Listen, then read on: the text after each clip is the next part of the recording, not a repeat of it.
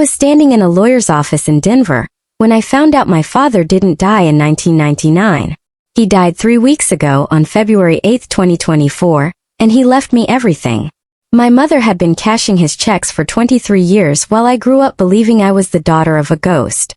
Let me take you back to where this all started because I need you to understand what she stole from me. It wasn't just money. It was birthday cards I never opened, phone calls I never answered, and a man who spent 2 decades trying to reach a daughter who thought he was 6 feet underground. My name is Marlo, I'm 31 years old, and 3 months ago I discovered that my entire childhood was a crime scene. I grew up in a small apartment in Phoenix with my mother, Diana. She worked as an office manager at a dental practice and raised me alone, or so I believed. When I was 8 years old, she sat me down on our brown corduroy couch and told me that my father had died in a car accident. She said it happened in Texas, that he was driving to see us and that a truck ran a red light. She cried when she told me. I remember wiping her tears with my small hands and promising to take care of her. I was 8 years old and I was comforting the woman who was actively destroying my life. She never talked about him after that. She said it was too painful. I asked about photos once when I was 12. She told me they were lost in a move before I was born, that she didn't have a single picture of him. I asked about his family, his parents, siblings, anyone. She said he was an only child and his parents died before I was born. She wrapped my entire father in a neat little package of death and sealed it shut. I stopped asking questions because every question made her cry. I thought I was hurting her. I thought I was being a bad daughter by bringing up her dead husband. She had trained me perfectly. I was protecting my own kidnapper. When I was 16, I needed my birth certificate for a driver's permit. I found it in her filing cabinet and saw my father's name for the first time. Daniel Whitmore. It felt strange to see it written there, like touching a gravestone. I didn't look him up. I didn't search for obituaries or records. My mother had spent 8 years convincing me that the past was a locked door, and I believed the key had been buried with him. She was standing right behind me when I found that certificate, and I remember she snatched it from my hands a little too quickly. I thought she was just emotional. Now I know she was terrified. I went to college at Arizona State, studied accounting, graduated with honors in 2015. My mother came to my graduation alone. She clapped in the audience and took photos and told everyone how proud she was of her daughter. She never mentioned that somewhere in Colorado, my father was watching his phone, waiting for a call that would never come. She never mentioned that he had sent me a graduation card that she intercepted and threw away. I found that card later in a box she forgot to destroy. It said, "Marlo, I don't know if you'll ever see this, but I'm proud of you. Love, Dad." The postmark was dated May 2015. She stole that from me. She stole pride from a father and love from a daughter. After graduation, I got a job at a mid-size accounting firm in Phoenix. I was good at my work, detail-oriented, precise. My mother always said I got that from her. She said my father was reckless, careless, that his accident was probably his own fault. She painted him as a cautionary tale. A man who couldn't be trusted. A man who left us with nothing. I believed her because I had no reason not to. I defended her to friends who asked why she never dated again. She loved my dad too much, I would say. She never got over losing him. I was her PR agent, her alibi, her cover story. I was so good at being her daughter that I never learned how to be his. I lived that lie for 23 years. I built my entire identity on a foundation made of her deception. The call came on February 12, 2024, a Monday afternoon. I was at my desk reviewing tax returns when my cell phone rang from an unknown Colorado number. I almost didn't answer.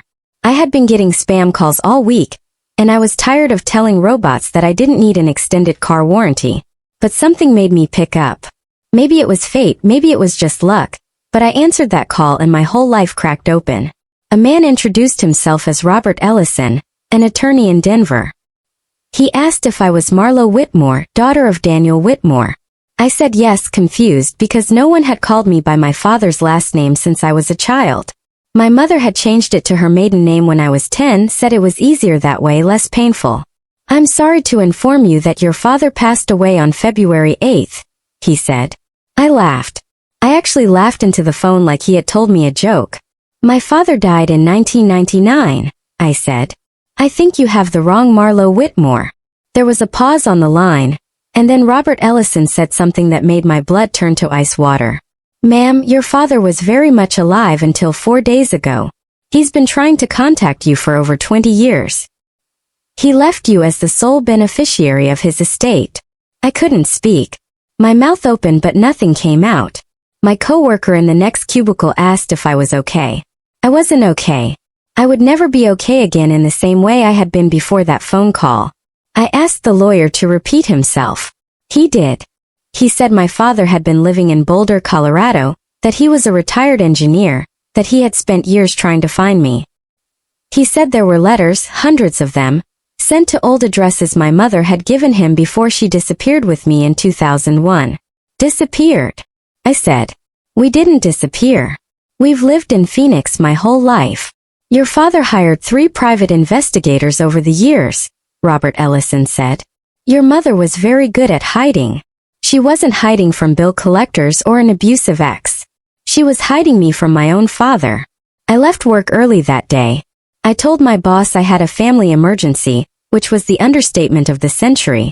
I drove to my mother's apartment, the same one we had lived in when I was a child. She had moved once briefly when I was in high school, but she moved back after I went to college. I never questioned it. Now I understood she was staying close to the mailbox, close to the intercepted letters, close to the lie she had built her entire life around. She opened the door with a smile. Marlo, this is a surprise. I wasn't expecting you until Sunday. I looked at her face and tried to find the monster. She looked the same as always. Mid-50s highlighted hair, reading glasses pushed up on her head. She was wearing an apron because she had been baking. My mother, the baker. My mother, the murderer of truth. I wanted to scream at her, but my voice came out flat and calm, almost robotic. I got a call today from a lawyer in Denver. He said Dad died last week. He said Dad left me everything. The color drained from her face. I watched it happen in real time, like someone had pulled a plug, and let all the blood rush to her feet. She grabbed the doorframe and I thought for a second she might faint. But she didn't faint. She straightened up, took a breath and said the words that confirmed everything. How did they find you? She didn't say that's impossible, or there must be a mistake. She said, how did they find you? She knew. She had always known. My father was alive for 23 years and my mother knew it every single day. I pushed past her into the apartment. I was shaking but I wasn't crying. The tears would come later, in waves that nearly drowned me, but in that moment I was made of stone. I asked her where the letters were. She said there were no letters. I asked her about the money. She said there was no money. I asked her why she did it. She said she did it to protect me. Protect me from what? I demanded. From a father who loved me? From birthday cards and graduation cards and phone calls? What exactly were you protecting me from? She sat down on the couch, the same brown corduroy couch from my childhood, now faded and worn. She put her head in her hands and started to cry. I felt nothing. Her tears were currency that had been devalued by decades of fraud. Your father wasn't a good man, she said. He was controlling. He was obsessive. I had to get you away from him. Then why didn't you get a divorce? Why didn't you go to court? Why did you tell me he was dead? She didn't have an answer. She just kept crying and saying she was sorry, that she thought she was doing the right thing, that she never meant to hurt me. But she did hurt me. She hurt me every single day for 23 years.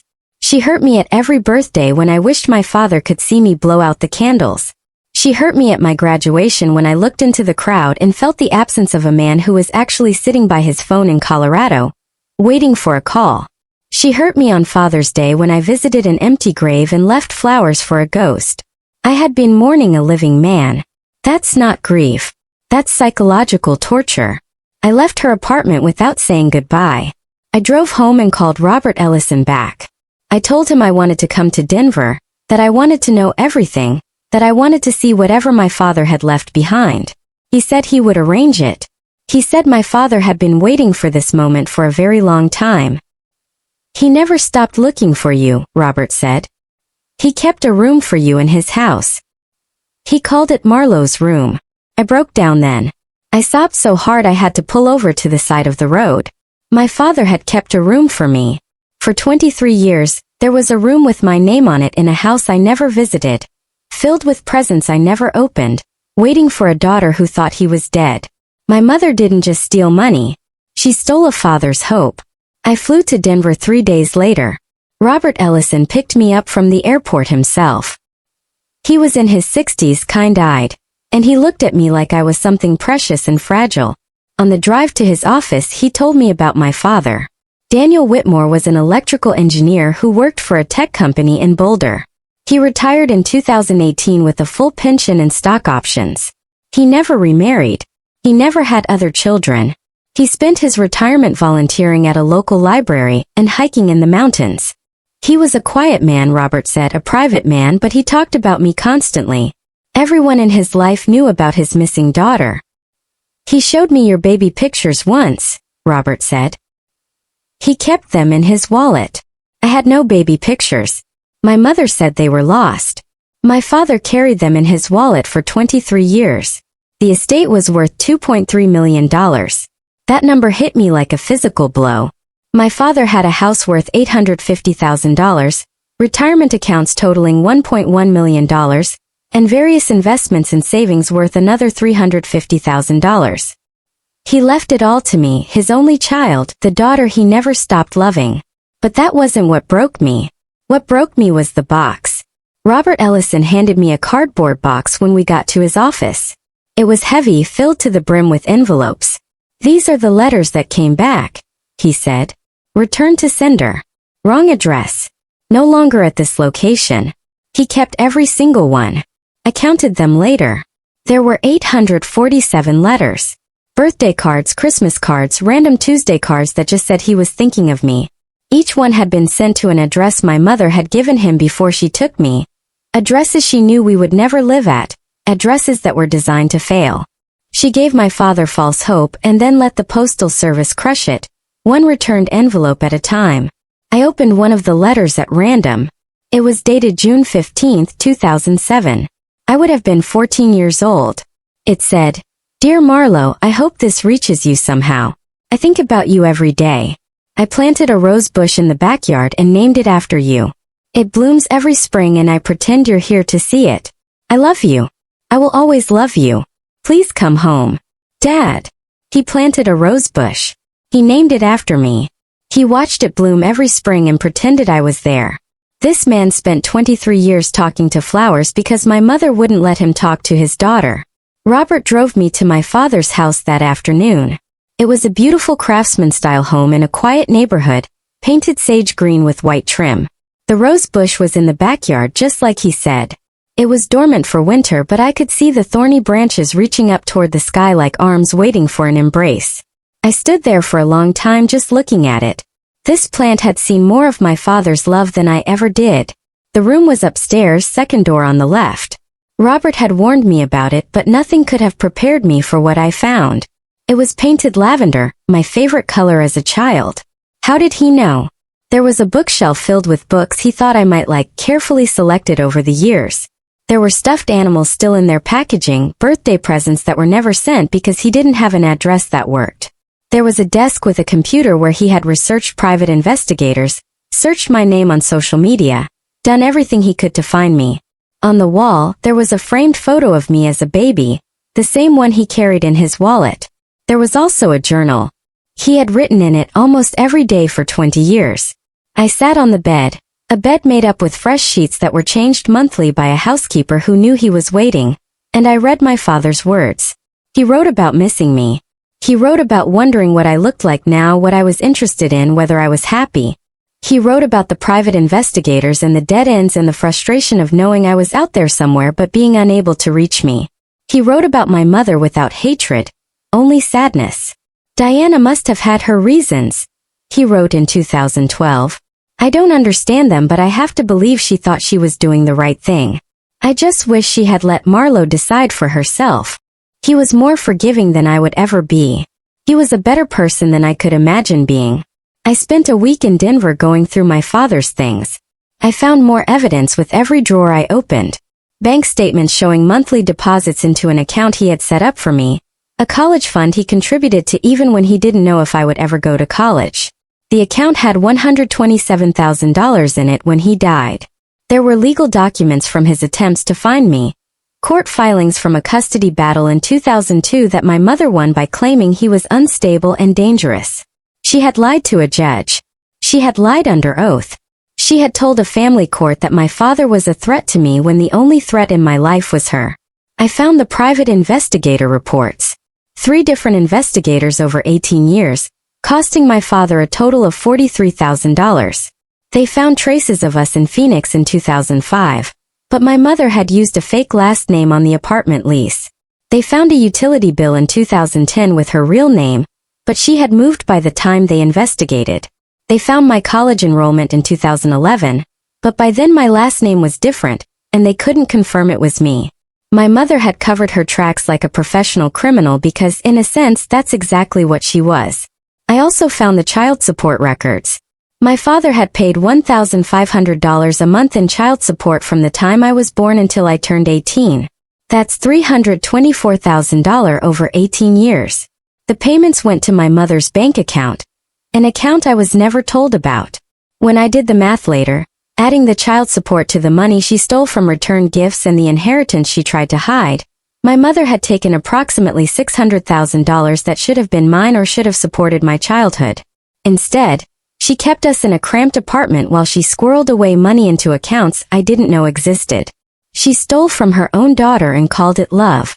I called my mother once during that week in Denver. I don't know why. Maybe I wanted her to explain, maybe I wanted her to apologize in a way that actually meant something. She answered on the second ring like she had been waiting by the phone. "Marlo," she said. "Please let me explain." I asked her about the child support. She said she used it for my expenses. I asked her about the college fund. She said she didn't know about any college fund. I asked her about the room in my father's house, the lavender walls and the stuffed animals and the journal he kept for 20 years. She started crying again and I hung up. Her tears meant nothing. They were just water. I hired a forensic accountant when I got back to Phoenix. I needed to know exactly how much she had taken and exactly where it went. The accountant, a sharp woman named Lydia who specialized in family fraud cases, spent 3 weeks going through records I subpoenaed from banks and courts. What she found made me sick. My mother had opened a brokerage account in 2003 with a $50,000 deposit, money that came directly from my father's child support payments. That account had grown to $340,000 by 2024. She had a second savings account with $89,000. She had a safe deposit box containing $25,000 in cash and jewelry worth approximately $15,000. My mother, who claimed she could barely afford rent, who made me feel guilty for wanting new shoes, who told me we had to struggle because my father left us with nothing, was sitting on nearly $500,000. I had worked 2 jobs in college to avoid taking out loans.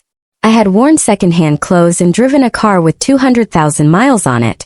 I had felt guilty for every dollar I spent because I thought my mother was sacrificing everything for me. She wasn't sacrificing anything. She was hoarding stolen money while I scraped by on ramen and hope. The confrontation happened on March 15, 2024. I went to her apartment with a folder full of evidence and a lawyer on speed dial. She opened the door and immediately knew something had changed. I wasn't sad anymore. I was cold. I was ready. I laid out every document on her kitchen table.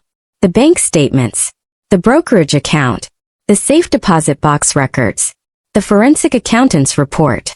I showed her the numbers and watched her face cycle through shock, denial, and finally something that looked like relief. She was tired of hiding. Good. I was tired of being hidden from. "I did it for us," she said. "Your father wasn't who you think he was. He would have taken you from me. He would have poisoned you against me. I had to protect our family." "Our family was a lie," I said. "You built it on my father's grave and then charged admission." She tried to argue. She said my father was controlling, that he had threatened her during the divorce, that she was afraid for her life. But I had the court records. I had the testimony from 2002. My father never threatened anyone. The only threats came from my mother's lawyer, who claimed things that were never substantiated, who used the legal system as a weapon against a man whose only crime was loving his daughter. I gave her a choice that day. She could sign over everything she had stolen, every account, every dollar, every piece of jewelry in that safe deposit box, or I would file charges. Fraud, theft, perjury, custodial interference. Lydia had outlined at least 4 criminal charges that could stick, charges that could put my mother in prison for years. She signed. She didn't even hesitate. She signed everything over to me in that kitchen while I watched her hand shake. I felt no satisfaction, only a grim sense of balance finally being restored. The total I recovered from my mother was $478,000. Combined with my father's estate, I suddenly had wealth I never imagined. But money couldn't buy back the years. Money couldn't give me a single dinner with my father, a single conversation, a single hug. Money was just paper and numbers. What I had lost was measured in heartbeats. I moved to Denver 6 weeks later. I couldn't stay in Phoenix, couldn't walk the same streets I had walked while my father was alive and searching for me. I needed to be close to him even if he was gone. I kept his house. I kept the rose bush. I kept the room he made for me, though I finally opened all the presents and put the stuffed animals on the bed like a child who was decades late for Christmas. I read his entire journal, all 20 years of it. I learned about his hobbies, his friends, his daily routines. I learned that he liked black coffee and hated olives. I learned that he watched the sunset every evening and thought of me. I learned that he never gave up, not once, not even when every letter came back unopened. My mother tried to contact me after I moved. She sent letters, left voicemails, even showed up at my father's house once. I didn't answer. I didn't let her in. I was done being her audience. She had performed the role of grieving widow for 23 years and I had applauded every act. The show was over now. The theater was dark. She could take her tears somewhere else. I started therapy in April. My therapist, a woman who specialized in family estrangement, helped me understand that what my mother did had a name: parental alienation. It's a form of psychological abuse where one parent systematically destroys a child's relationship with the other parent. My mother had executed it perfectly. She didn't just alienate me from my father. She alienated me from myself, from my own history, from the person I might have been if I had grown up knowing his love. I've made some changes since then, changes that I think would have made him proud. I volunteer at a family advocacy organization that helps parents navigate custody disputes. I've seen cases like my father's, cases where one parent uses lies and legal maneuvers to erase the other. I try to help where I can. I testify about my experience when it's useful. I want other children to be found before it's too late, before their parents die waiting for a call that never comes. I also reached out to my father's friends. He had a small circle, people from work in the library and his hiking group. They welcomed me with open arms and stories I had never heard. They told me about his laugh, his kindness, his stubborn refusal to give up on me. One woman, a retired librarian named Helen, gave me a photo she had taken of him at a volunteer appreciation dinner in 2019. He was smiling in the photo, really smiling, and I could see myself in his eyes. We had the same eyes.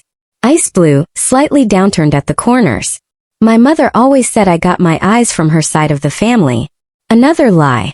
My eyes were a gift from a father I was told was dead. I've done a lot of thinking about forgiveness over the past few months. My therapist says forgiveness isn't for the person who hurt you. It's for yourself. She says holding on to anger is like drinking poison and expecting the other person to die. I understand that intellectually. But every time I try to forgive my mother, I think about the room. I think about the lavender walls and the unwrapped presents. I think about my father writing in his journal every day, year after year, hoping that somehow I would know he loved me. How do you forgive someone who stole 23 years of that? How do you forgive someone who let you mourn a living man? I don't have the answer yet. Maybe I never will. What I do have is a life that finally makes sense. I have a house with a rose bush named after me. I have $2.3 million and a career I'm building in a new city. I have photos of my father and his journal and the 847 letters he wrote that I read a little at a time, savoring each word like it's the last water in a desert. I have a community of people who loved him and who are learning to love me too. I have a therapist who is helping me put the pieces back together. I have myself, the real myself, the one who was buried under my mother's lies for 3 decades. My father's favorite quote was from a poem he had framed in his office. It said, What we have once enjoyed we can never lose. All that we love deeply becomes a part of us. I didn't understand that when I first read it. I had never enjoyed him. I had never gotten the chance to love him deeply. But now I think I do understand. He loved me deeply, even when I didn't know it. That love was always part of me, waiting to be discovered. My mother buried it under lies and fake graves and returned letters, but she couldn't destroy it. Love like that doesn't die. It waits. I'm 31 years old and I'm finally learning who my father was. I'm learning it through his words and his friends and the room he kept for me. I'm learning it through the rose bush that blooms every spring. The one he planted for a daughter he couldn't reach. I'm learning it through the college fund he built and the letters he wrote and the hope he refused to surrender. I'm learning that Daniel Whitmore was a good man, a patient man, a man who spent 23 years reaching for a hand he couldn't see. I'm learning that I was loved, that I was always loved, that there was never a single day when I was forgotten. That's what my mother stole from me. Not just money, not just time, but the knowledge that I was loved. She let me grow up thinking I was the daughter of a dead man who left us nothing.